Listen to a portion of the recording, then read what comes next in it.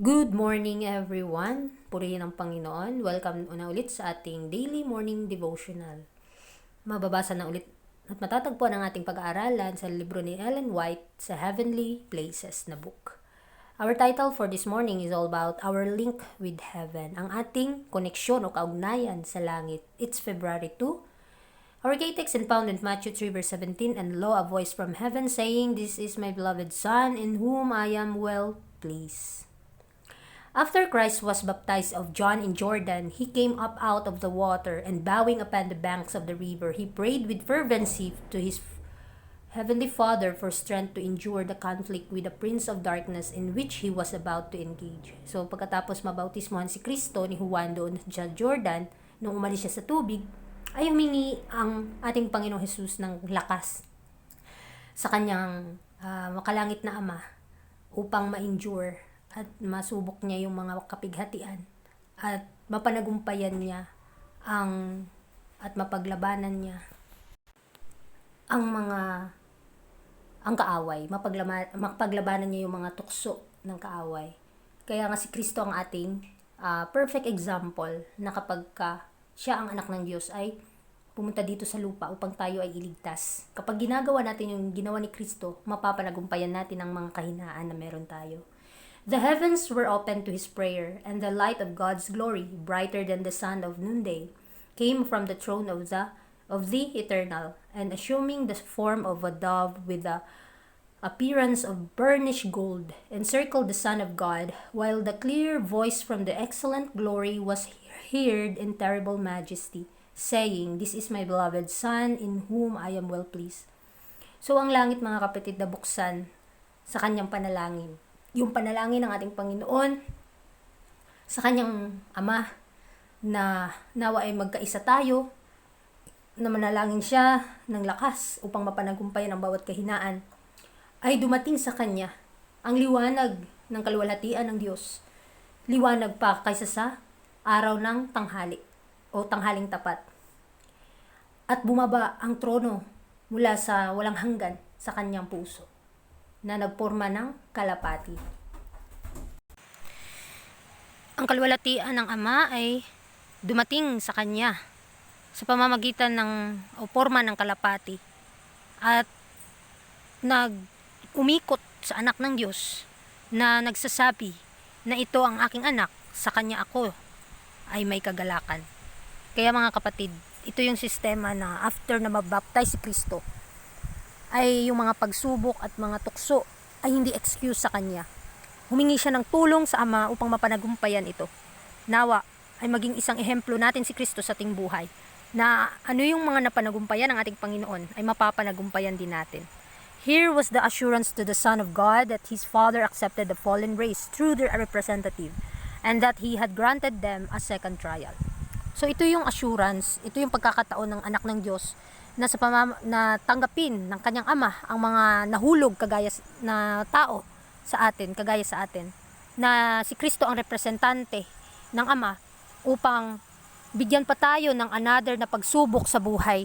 Kaya wag po tayo mawala ng pag-asa, kasi binibigyan tayo ng pagkakataon ng Panginoon upang mapanagumpayan ang bawat kahinaan, at bibigyan niya pa tayo ng second chance para mapaglabanan ang tukso. At sa pamamagitan ng tulong ng Panginoon ay mapapanagumpayan nga natin ito. The communication between heaven and earth, between God and man, which had been broken by the fall of Adam, was resumed. He who knew no sin became sin for the race, that his righteousness might be imputed to men. Napakaganda po mga kapatid, ang plano ng kaligtasan na ibinigay sa atin. Yung komunikasyon, yung pakikipag-ugnayan ng langit at ang lupa between sa Diyos at sa tao. Ito yung nasira noon nung nahulog si Adan. Ngunit ito'y binago. Ito'y binuhay na muli. Sa pamamagitan ni Kristo, tayo ay may pag-asa na lumapit sa Ama upang ang ating mga kahinaan at ang ating mga kahilingan ay madinig niya ang ating mga panalangin at matulungan niya tayo sa bawat pagsubok na meron tayo. At nakakaalam siya sa bawat kasalanan natin, na si Kristo na walang sala ay binigyan siya ng sinakripisyo niya ang kanyang buhay para sa atin. At dahil sa pagmamahal ng Ama, binigay niya sa atin ang kaisa-isang anak upang sa pamamagitan ng Panginoon ay tayo ay managumpay at ang ating mga kasalanan ay mapatawad at ang kanyang katwiran ay mapasa atin. Through the perfection of Christ's character, man was elevated in the scale of moral value with God, and through the merits of Christ, finite man was linked to the infinite. Thus, the gulf which sin had made was bridged by the world's Redeemer. Napakaganda po mga kapatid, na sa pamamagitan ng perfection ni Kristo, sa perpekto ng kanyang katangian, ng kanyang karakter, ay maa-adapt na ng tao kung tayo ay mananampalataya sa Kanya. Ang ating moral value sa Diyos ay ating makakamit. Ang ating koneksyon sa Kanya sa pamamagitan ng merito ni Kristo. Ang may hangganang tao ay may ugnayan sa walang katapusan o walang hangganan na Diyos.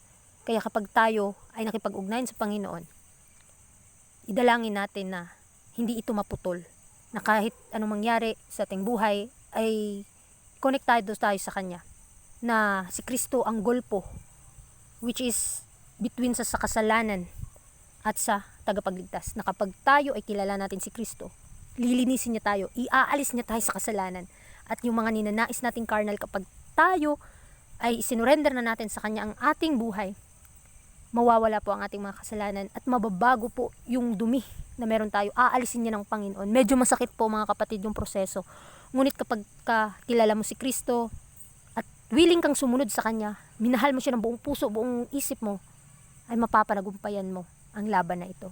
Dahil si Kristo, ang ating tagapagligtas, siya lamang ang ating ehemplo na dapat nating panghawakan dahil wala pong katapusan ang Kanyang pangako na ibinigay sa atin. But few have a true sense of the great privileges which Christ gained for men by thus opening heaven before Him. The Son of God was then the representative of our race, and the special power and glory which the majesty of heaven conferred upon Him, and His words of approval are the surest pledge of His love and goodwill to men.